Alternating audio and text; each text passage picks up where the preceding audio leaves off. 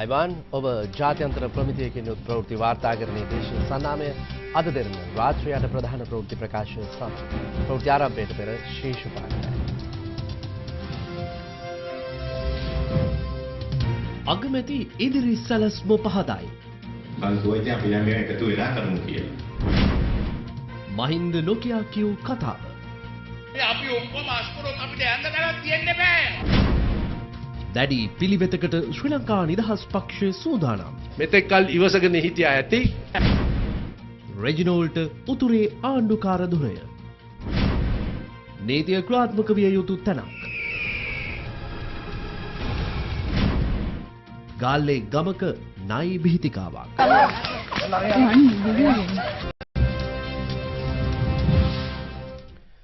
රට ගොඩනැගීමට නම් ඉදිරියටත් ප්‍රධාන පක්ෂ දෙක එක්ව කටයුතු කළ යුතු බව අග්‍රාමාත්‍ය රනිල් වික්‍රමසිංහ මහතා පවසනවා. අද මහනුවර පැවති ඩී.බී. විජේතුංග ජන්ම ශත සංවත්සර උත්සවයට එක්වෙමින් අග්‍රාමාත්‍යවරයා මේ බව සඳහන් කළා. හිටපු ජනාධිපති ඩී.බී. විජේතුංග මහතාගේ 100 වෙනි ජන්මදිනය වෙනුවෙන් පැවති මෙම උත්සවය සංවිධානය කර තිබුණේ ස්වදේශ කටයුතු අමාත්‍යාංශය මගින්.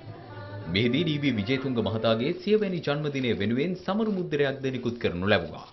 දැන් ජනතාව කියන්නේ එකට එකතු වෙලා වැඩ කරන්න ප්‍රතිඵල දෙන්න කියලා. තමන්ගේ ප්‍රශ්න විසඳගන්න, ගම දියුණු කරන්න, අධ්‍යාපනය දියුණු කරන්න, තරුණයන්ට රැකියාව දෙන්න තියෙනවා. ආදායම් වැඩි කරන්න. මේව කරන්න ඕනේ. ඉතින් මේ යුගයේ කිසිම පක්ෂයකට එක තනියම කරන්න බෑ. රටේ ජනතාව විරුද්ධ වෙන්නේ නැහැ. ශ්‍රී ලංකාවට කියන්නේ UMPට බැඳෙන්න කියලා. UMPට කියන්නේ ශ්‍රී ලංකාවට බැඳෙන්න කියලා. ඒවා වෙන වෙනම යන්නේ. ඒත් අපි දැන් මේ අලුත් ගමන යන්න ඕනේ. නොගියොත් මොකද්ද වෙන්නේ? පුළුවන් දෙයක් විසඳගන්න. ඉතින් මේක අපි ගෙනියමු මේ රටේ ජනතාවට. තව ගහගෙන වැඩක් නැහැ. ප්‍රාදේශීය සභා ඡන්ද අපි ඉස්සෙල්ලා ඡන්ද ක්‍රමය ගැන ඉගෙන ගමු ඊට පස්සේ ඡන්දෙයි. ඒක ප්‍රශ්නයක් නෑ. ඒකට වෙන වෙන්න. ඒව අපිට ප්‍රශ්න නෙමෙයි. ඒ පක්ෂයේ සමහර අය ඉන්නවා. අපෝ ජාතිවාදී අද මිනිස්සුන්ට ජාතිවාදී එපා වෙලා තියෙන්නේ. ඒ පරණ බෙර ගහලා වැඩක් නෑ. මිනිස්සු අතහැරියා. එතෙන්ද ගිහින් ඉඳන්න බෑ. මේ අතර ඊයේ පස්වරුවේ අග්‍රාමාත්‍ය රනිල් වික්‍රමසිංහ මහතා මල්වතු අස්කිරි මහනාහිමිවරුන් බැහැදක ආශිර්වාද ලබා ගත්තා.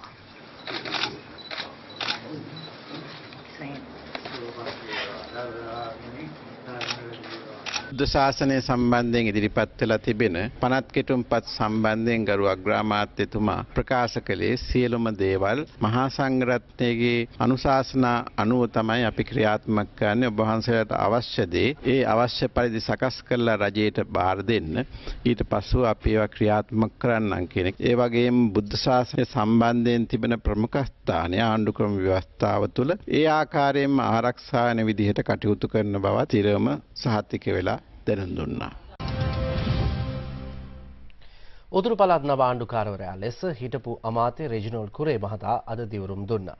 ඒ ජනාධිපති නිල නිවසේදී. උතුරු පළාත් නව ආණ්ඩුකාරවරයා ලෙස රෙජිනෝල්ඩ් කුරේ මහතා ජනාධිපති මෛත්‍රීපාල සිරිසේන මහතා ඉදිරියේ දිවුරුම් දෙනු ලැබුවේ අද පෙරවරුවේදී. මෙම පත් කිරීම ලබන 16 වනදා සිට බලාත්මක වීමට නියමිතයි. 1988 වසරේදී සිය දේශපාලන ගමන් මඟ ආරම්භ කළ රෙජිනෝල්ඩ් කුරේ මහතා බස්නාහිර පළාතේ ප්‍රධාන අමාත්‍ය ධුරයට අමතරව නියෝජ්‍ය අමාත්‍ය හා අමාත්‍ය ධුරද හොබවා තිබෙනවා.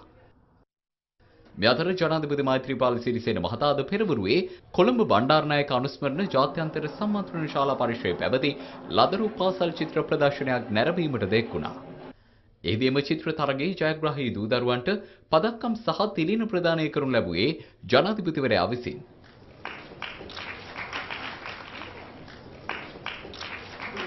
समस्त लंका लमा चित्र තරගයේ ජනාධිපති මෛත්‍රීපාල සිරිසේන මහතාගේ ජර්මන් සහ ඕස්ට්‍රියානු සංචාරය හෙටින් නැරඹෙනවා.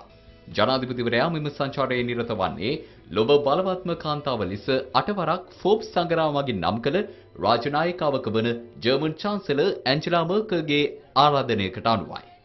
ජනාධිපතිවරයා එහිදී ජර්මන් පාර්ලිමේන්තුව වෙත යාමටද නියමිත අතර අනතුරුව ඕස්ට්‍රියාව බලාද පිටත්ව යනු ඇති. ඒකාබද්ධ විපක්ෂයේ පළාත් පාලන නියෝජිතයින්ගේ සහභාගීත්වයෙන් සංවිධානය කෙරුණු පළාත් පාලන නියෝජිත ජාතික සම්මේලනය අද පැවැත්වුණා. ඒ හිටපු ජනාධිපති මහින්ද රාජපක්ෂ මහතාගේ ප්‍රධානත්වයෙන්. The big story. මෙම නියෝජිත සම්මේලනය පැවැත්වුණේ ඉදිරි පළාත් පාලන ඡන්දයේදී අනුගමනය කළ යුතු ක්‍රියාමාර්ගය කුමක්ද යන්න පිළිබඳ අවසන් තීරණයක් ගැනීමේ අරමුණින්. සම්මේලනයේ සඳහා ඒකාබද්ධ විපක්ෂය නියෝජනය කරන පාර්ලිමේන්තු මන්ත්‍රීවරුන් සහ සන්ධානයේ හිටපු මැති ඇමතිවරුන් රැසක්ද පැමිණ සිටියා.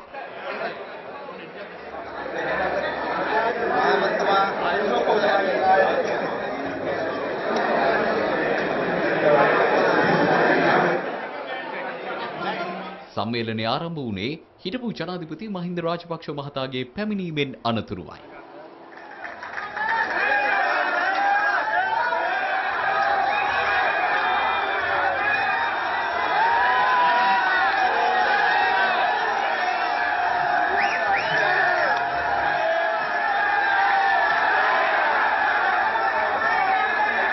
පැය 4කට ආසන්න කාලයක් පැවති මෙම සම්මේලනයේදී යෝජනා 5ක් සම්මත කරගෙන තිබෙනවා. පළාත් පාලන මැතිවරණය වහම පවත්වන ලෙසට බල කිරීම, දේශපාලන දඩයම හෙලා දැකීම, ආණ්ඩුවට එක්ව ඇමති දුර දරන ශ්‍රී ලංකා නිදහස් පක්ෂ මන්ත්‍රීවරුන් එම තනතුරු වලින් ඉවත් වීම, පක්ෂය ભેද බින්න වීමේ වගකීම පක්ෂ නායකත්වයේ විසින් දැරිය යුතු වීම, නව දේශපාලන ප්‍රවාහයට නායකත්වයේ සැපීම සඳහා හිටපු ජනාධිපති මහින්ද රාජපක්ෂ මහතාට ආරාධනා කිරීම යන යෝජනා ඊට අයත්. බලයට ආපු හැටිය නීති විරෝධී පොලිස් ඒකකයක් පිහිටුවා. මුල්‍ය අපරාධ විමර්ශන ඒකකය කියලා. ඊළඟ කෝන් රෙගුලාසියක් ගැහුවා. පොලිස් ආඥා 55 ඇතුලේ මේ පොලිසිය පිහිටවන්නේ කියලා. ඒකේ තියෙන්නේ ඊළඟ කෝන්ට බලය තියෙන්නේ පොලිස් නිලධාරීන්ගේ නිවාස ශ්‍රේණිගත කිරීම. ඔය බලයේ යටතේ තමයි ඔය SPID කියන ගෙස්ටාපෝ එක පිහිටලා තියෙන්නේ. මහින්ද රාජපක්ෂ දරක් කරනවා. මෙතන ඉන්න නහම කුමාරයව දරක් කරනවා. අහිංසක තමයි. මම මෙයාට අකුරු ගන්නොත් මමයි. අනේ මටත් දැනෙනවා යෝෂිතව හිරේ දකිනකොට. ඊළඟ කෝන්ගෙන් ඉල්ලා සිටිනවා. SPID එක අහෝසි කරලා දාන්නයි කියලා. අපි මහින්ද රාජපක්ෂ මැතිතුමාට ප්‍රතිඥා දෙනවා.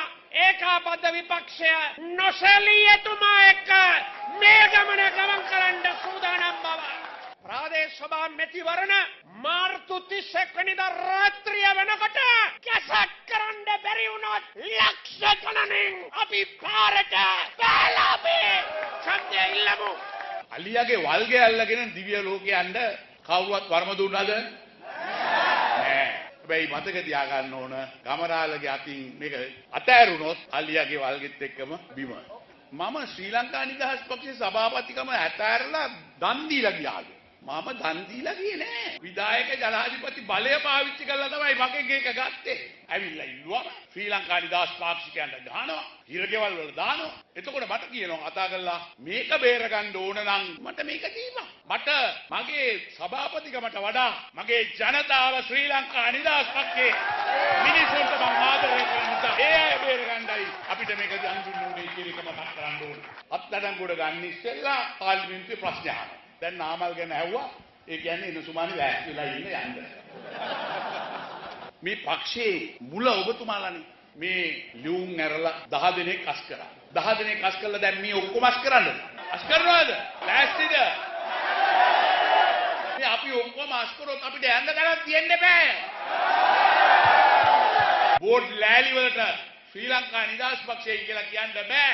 එතන නෙවෙයි ශ්‍රී ලංකා නිදහස් පක්ෂය කියන්නේ ජනතාවත් එක්කයි ශ්‍රී ලංකා නිදහස් පක්ෂය. තමුන්නාන්සේලාගේ මැතිවරණවලදී අපි තමුන්නාන්සේලාත් එක්ක ඉන්නවා මිසක් අපි වෙන තැනක ඉඳලා නැහැ කියන එක අපි මතක කරගන්න. ඔබ කොයි පැත්තේද? මම ඒ පැත්තේ. මේ අතර මහනුවර පැවති හමුවකදී අමාත්‍ය ආචාර්ය සරත් අමුණුගම මහතා සඳහන් කළේ ශ්‍රී ලංකා නිදහස් පක්ෂයේ විනය කඩ කරන්නන්ට එරෙහිව තරාතිරම නොබලා පියවර ගැනීමට පක්ෂය සූදානම් බවයි. අපිට ඕන නැහැ වෙන පක්ෂයක්. ශ්‍රී ලංකා නිදහස් පක්ෂය දැන් රජයේ පක්ෂය. ගිය සුමානේ අපි තීරණයක් ගත්තා. කවුරු හරි යනවා නම් ඒගොල්ලන්ට පක්ෂයෙන් අස්සලා යන්න පුළුවන්. කිසි ප්‍රශ්නයක් නැහැ. മന്ത്രി කෙනෙක් වෙන්න පුළුවන්. හිටපු ඇමති කෙනෙක් වෙන්න පුළුවන්. ශ්‍රී ලංකා නිදහස් පක්ෂයෙන් අස් වෙලා පාර්ලිමේන්තුවේ වෙනම කණ්ඩායමක් හැටියට ඉන්න ඕන ඒත් කමක් නැහැ. නමුත් පක්ෂයේ ඉන්න ගමන් ඒව කරන්න බෑ. ඒ ශ්‍රී ලංකා කරන්න බෑ. අන්න ඒ හින්දා තමයි මෙතෙක්කල් ඉවසගෙන හිටියා ඇති 7 දෙනෙකුගේ පක්ෂ සමාජිකත්වය තහනම් කරනවා. දැනට තහනම් කරේ ප්‍රාදේශ සභා සභාපතිවරුන්ගෙන්. ඊට පස්සේ മന്ത്രിවරු කවුරු අපිට නෑ දැන් මිත්‍රකම් බලන්න බෑ. අපේ නෑ ජාති සංග්‍රහය. මොකද මේ මහනුවර දිස්ත්‍රික්කය ඔය අරුදු දෙන්න පුළුවන් නේ. අමුණුගම මහත්තයා මේ පැත්තේ බෑන අනිත් පැත්තේ ඒව බෑ. පක්ෂය මුල් තැන ගන්න